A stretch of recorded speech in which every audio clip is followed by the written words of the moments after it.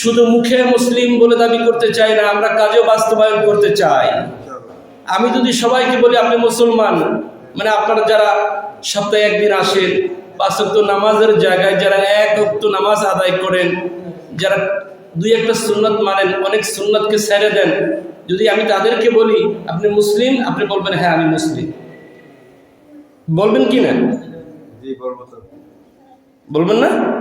বলবেন, কারণ আপনার মনে হইতেছে আপনি মুসলিম, কিন্তু মুসলিম হিসেবে আমাদের আরো যে করণীয় যে কাজগুলি আর বর্জনীয় যে কাজগুলি, এই বিষয়ে আমরা অ্যাক্টিভ না, সচেতন না।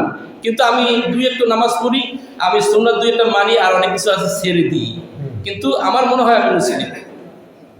আর যে ব্যক্তি সুন্নাতের উপরে 24 আওয়ার্স 24 ঘন্টায় অটল থাকে, আল্লাহর হুকুমকে পরিহার করে না, আল্লাহর হুকুম আর নবীর সুন্নাতকে যে ব্যক্তি শক্ত করে ধরে, ওই ব্যক্তি রাতের অন্ধকারে কাঁদে আল্লাহ তাআলার সঙ্গে। আল্লাহু আকবার। কেন কাঁদে জানেন কি?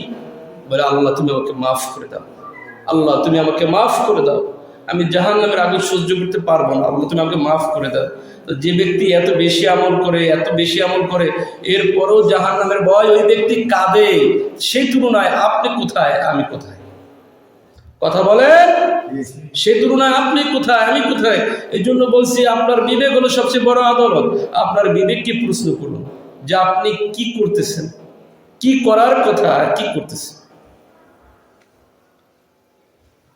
আল্লাহু আকবার, আল্লাহু আকবার। আল্লাহ তাআলা আমাদের সকলকে সঠিক বুঝ দান করুক, আমিন। সকল বলি আমিন।